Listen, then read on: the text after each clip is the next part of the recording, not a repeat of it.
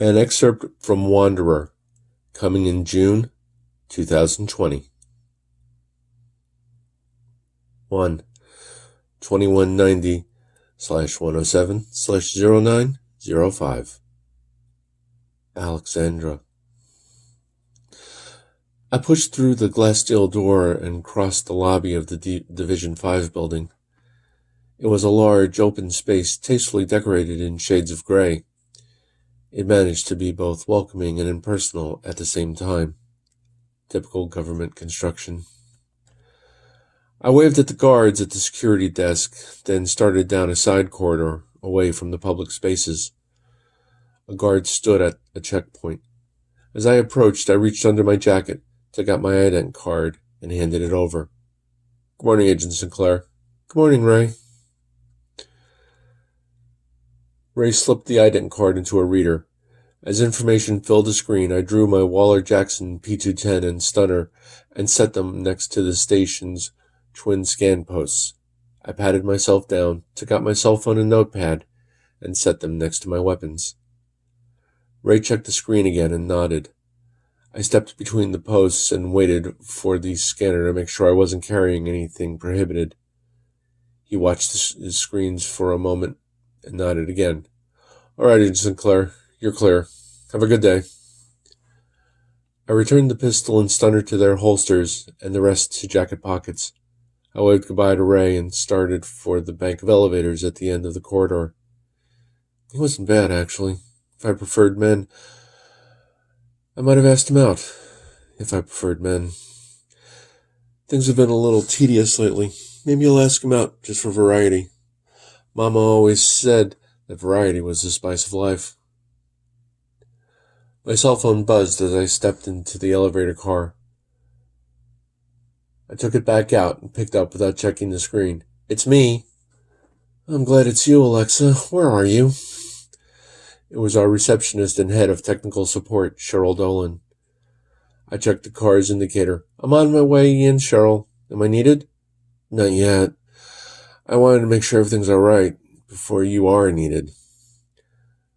I checked my watch and frowned. I was a few minutes behind schedule. "I'm sorry, Cheryl. I was reading the latest chapter of Harmony and Melody's new novel and lost track of time." Cheryl laughed. "Too bad you don't have perfect time sense to go with your perfect memory. Now, where are you?" The car stopped and the doors parted. "Look up." Cheryl looked up from her desk, an array of screens. Irritation crossed her pretty round face. "Why didn't you just say you were in the elevator? Then I wouldn't have gotten to see the look on your face. What fun would that have been?" I pocketed the cell phone and walked to Cheryl's desk. "You have an odd sense of humor. Excuse me." Cheryl turned to the desk and picked up one of the many lines coming into the building. "EarthGov Security Division 5 reception. How may I direct your call?" I watched her for a moment, then started back to through the maze of desks and cubicles that made up the Division 5 Operations Center. Being early in the day, it was still quiet. It would be busier later in the day as agents returned from and prepared to head out on assignments. I don't like the downtime between assignments. I'd rather be out in the field. Of course, for Division 5, the field is everything outside the home system. Our mandate restricts our activities to all Earth admin colonies, as well as Confed worlds and facilities. That's the exciting part of it. Every assignment is a different world, maybe even a different race. And that's why I signed up for D5. I've seen enough of the world. I want to see what else is out there. Of course, being a courier, most of my assignments are rather mundane. Most of the time, making a delivery involves walking into an office, reciting information, then leaving. If needed, I have another agent with me as a bodyguard. On occasion, I'll have to use one of my 3 aliases, and I'm trained to fight my way to a delivery if I need to. Most of the time, though, it's all pretty routine. I reached my cubicle near the back of the ops center and signed into my terminal. There were a couple of emails waiting to be read, reminders of tweaks to existing procedures. Nothing that required immediate attention. A check of my schedule showed a light day, with only a staff meeting at 11. I leaned back in my chair. Coffee. I was about to set my vidphone to forward calls to my cell phone when it rang. I checked the indicator in one corner of the screen, saw it was from Director Bernard's office, and picked up. It's me. The face of Marissa Tolliver, Director Bernard's executive assistant, appeared on the screen. Nice of you to show up, Alexa. I love Marissa's accent. She sounds like she should be lounging on a beach in her native Rio de Janeiro. Sorry, Marissa. Lost track of time this morning. A quick smile flashed across her face. I'll let it go this time. Come up to Xavier's office. He has a delivery for you. I'll be right up. I hung up inside. Another assignment, another packet of data to deliver. Time to go to work. The smell of fresh coffee filled Director Bernard's office. Director Bernard sat behind his desk, Marissa at his shoulder. Behind was a large window looking out over Oneonta. To one side was a corner table with a coffee pot and stack of recyclable cups. The two men in front of the desk raised my suspicions. I slowed as they turned, and my instincts started screaming that something was wrong. Without introduction, I knew they worked for the government, probably one of the other EGS branches. There was a holier-than-thou look in their eyes that I just did not like. Director Bernard gave me a reassuring smile and nodded toward the table. Good morning, Alexa. Coffee's fresh. Help yourself. Thank you. I drew a cup from the pot in the corner. What can I do for you, Director? Marissa said you had a delivery for me. Director Bernard nodded toward the two men. This is Special Agent Bartkin and Special Agent Haywood from Division 4. Division 4. Wonderful. Division 4 is the most secretive of all the divisions of EarthGov security. Like Division 3, D4 engages in covert ops.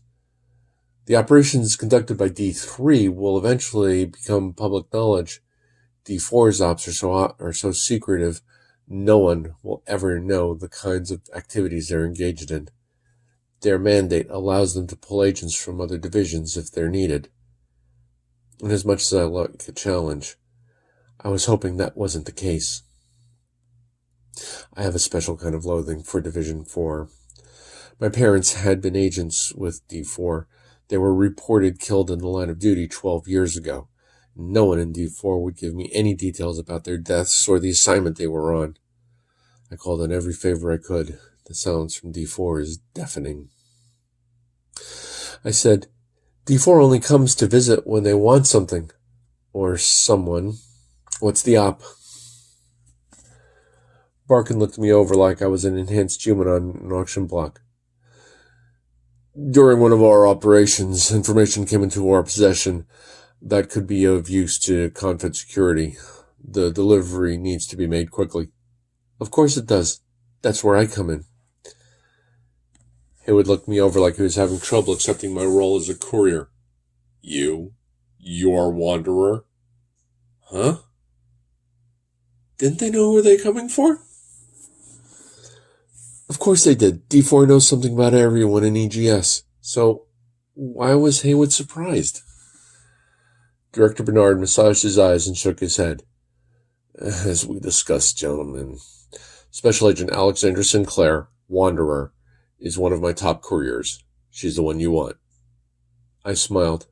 Please, Director, my modesty.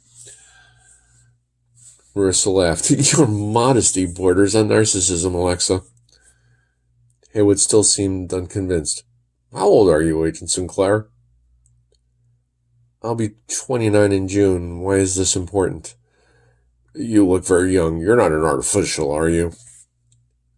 Director Bernard leaned forward and Marissa's back straightened. I kept smiling. No, I'm not an enhanced human, Agent Haywood. I am a member of an enhanced human surrogate family, and since you seem unaware of it, Marissa is an enhanced human. And Marissa, your batch was assigned to be bodyguards, correct? She crossed her arms. Yes, we were. Maybe you should watch your language. Barkin and Haywood exchanged looks. We should get on with it. I crossed to Director Bernard's desk. Yes, of course. Enough idle chatter. What's the program? That's classified. You're going to tell me anyway? Yes, but you'll be in record mode. You won't consciously remember it until you get the security code.